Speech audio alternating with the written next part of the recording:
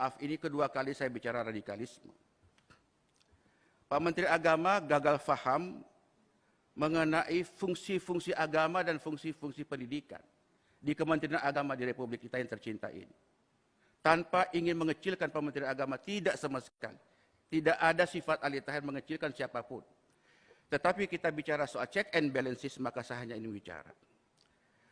Bapak ini cocoknya jadi Menteri Pertahanan Keamanan, menjadi Menteri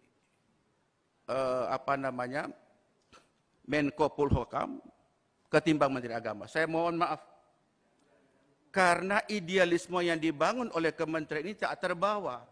Saya mengistilahkan ideologi ditinggalkan, sejarah tak terbawa. Kenapa demikian? Karena pernyataan-pernyataan Kementerian Agama kontraproduktif terhadap program-program dan anggaran kita. Mestinya menurut saya dengan DPR itu fungsinya adalah mendekatkan, menyenangkan, mengembirakan, mencerdaskan, mengajak agar yuk mari DPR bersama dengan pemerintah kita berpikir jernih untuk berbuat demi kepentingan anak-anak bangsa. Saya orang yang suka cengeng, Pak. Karena saya orang yang paling jauh di Flores Timur, Nusa Tenggara Timur, daerah sangat-sangat miskin. Saya diasah batin saya untuk bagaimana supaya tetap cinta dengan rakyat. Tapi begitu Pak Menteri mengatakan bahwa para guru ngaji, kemudian para ustadz, itu dicurigai sebagai bentuk-bentuk awal dari radikalisme, perasaan terganggu sebagai seorang yang beragama, perasaan yang terkoyak, perasaan yang terbunuh keimanan saya, perasaan terganggu seperti gelas yang pecah, seolah-olah selama ini kita sholat, kita ngaji, kita berbuat sesuatu itu tidak ada arti apa-apa. Wallahi, tadi pagi saya sengaja dalam rapat ini saya membuka surat Al-Qiyamah. Saya menangis, Pak. Allah mengatakan, فَإِذَا قَرَأْنَهُ فَاتَّبِعْ قُرْآنَهُ. Jika kami telah membacakan Quran itu, maka ikutlah bacaannya. Saya membaca itu, air mata saya keluar, kemudian saya teringat Pak Menteri Agama. Kok tega menyatakan bahwa para ustadz, para guru ngaji itu adalah bagian dari bibit-bibit radikalisme. Apakah itu betul atau tidak, soal nanti Pak Menteri mengklarifikasi. Tetapi publik sudah menyatakan itu. Sampai saya bertanya, Pak Menteri Agama Islam atau bukan? Saya mohon maaf. Perasaan suuzon sebagai seorang tidak boleh sebenarnya. Tapi ada perasaan tak enak. Karena kami anggota DPR seperti mendayung di tengah dua selah karang, Pak. Karang yang pertama adalah idealisme yang kami bangun. Kami rakyat kecil, Pak. Kami ini suara yang mendukung kami orang-orang kecil. Karang yang kedua adalah kekuasaan. Antara dua selah karang itulah mempertemukan kita di forum yang terhormat ini. Nah, dengan demikian maka menurut pandangan saya, Pak Menteri Agama, sekali lagi saya mengajak, berhentilah berkata radikalisme. Berhenti berkata radikalisme. Islam yang kita paham ini Islam yang rahmatan lil alamin, dibangun oleh baginda Nabi Muhammad SAW, penuh dengan kasih sayang. Penuh dengan kasih sayang. Tidak ada kebencian. Kalau Menteri Agama sudah memandang umatnya, memandang rakyat penuh dengan kebencian, berhenti dari Menteri Agama Republik Indonesia. Hari-hari kami, Pak, berhadapan dengan rakyat kecil. Saya hari ini dapat viral lagi, Pak Ali Tahir. Perjuangkan aspirasi kami. Saya bilang aspirasi itu bisa berjalan kalau imamnya tidak batal wudhu. Kalau imamnya sudah batal wudhu, makmum tidak boleh mengimami seorang yang sudah batal wudhu. Referensi-referensi radikalisme itu kan referensi orang luar terhadap umat Islam, mau Islamofobia, menghardik umat Islam, dan tolong lihat ini Islam dalam konteks global, bukan dalam konteks Indonesia semata. Nah, oleh karena itu kami merasa sakit, Pak. Luar biasa. Saya baru habis takziah dengan Pak Mali Fajar, almarhum Mali Fajar, baru sampai. Banyak orang kerubuti saya.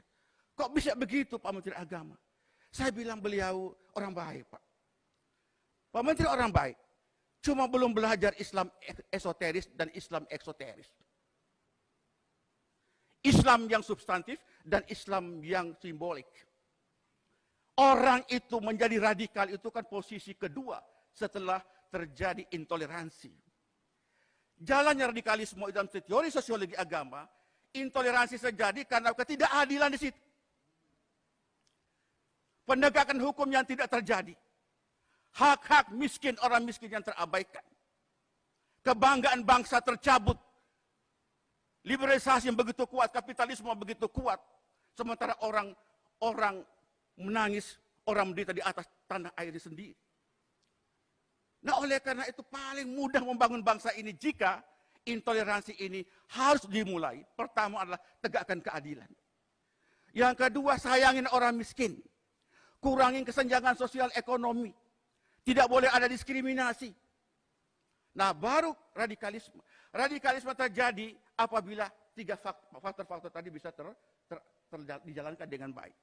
Baru terakhir itu baru terorisme. Jadi kalau saudara menteri menganggap semua para mubalik ini adalah bagian dari bibit-bibit radikalisme, saya tidak mau bicara apa lagi. Masih perlukah musabaqah tilawatil Quran? Masih perlukah musabaqah tilawatil Quran? Yang tujuannya adalah mendengarkan orang membaca Quran, kita mengamalkan isinya, berfaedah, agar membangun kekuatan spiritualitas dan juga membangun kekuatan horizontal. Oleh karena itu menurut pandangan saya Pak Ketua, Pak Yandri, marilah kita rekonstruksi, reformulasi fungsi-fungsi agama, baik itu fungsi menyangkut masalah pembinaan internal umat beragama, antar umat beragama, dengan antar umat beragama pemerintah, mesti kita bangunkan kembali. Tidak boleh membangun bangsa ini penuh dengan prasangka. Kedua, fungsi pendidikan. Fungsi pendidikan, Anda bicara fungsi lebih berarti dibicarakan soal radikalisme, yakinlah itu. Anda sangat berharga kalau bicara soal fungsi agama dan fungsi pendidikan itu dalam perspektif dakwah, Pak. Kami suka mengalami suka duka berdakwah di lapangan. Suka duka, Pak. Tapi kami tetap berjalan. Nah oleh karena saya menghimbau Pak Ketua, menurut saya sependapat jika hari ini kita tidak lagi membicarakan anggaran dulu, clearkan dulu anggaran, supaya fokus programnya, money follow function, money follow value, dan money follow macam-macam itu di-clearkan dulu, baru setelah itu kita bicarakan rapat berikutnya, supaya maksud dan tujuan anggaran ini dapat fokus sesuai dengan tujuan anggaran belanja kita. Demikian, mohon maaf jika ada berlebihan, tetapi rasa rindu kita kepada kekuatan bersama, check and balances dalam kehidupan berbangsa dan bernegara, itu menjadi penting adanya buat kita. Nasrun minallah, wa fathu fari wa basyiril mu'minin, wallahu muafiq ila aqwamit thoriq. Assalamualaikum warahmatullahi wabarakatuh. Pak Ketua, tadi sebenarnya belum selesai. Inna huffadzal Qur'ani ahlullahi wa khassatuh. Para penghafal Al-Quran adalah keluarga Allah Subhanahu wa ta'ala dan orang-orang khususnya, orang-orang spesialnya. Pak Menteri, kalau penjenengan tidak meralat pendapat itu, penjenengan akan berhadapan dengan para hufat. Dan kalau hufat menghadapi tidak dengan frontal, tidak dengan demo, tidak dengan kekerasan, tidak cukup hati tidak terima adalah doa dahsyat untuk Bapak.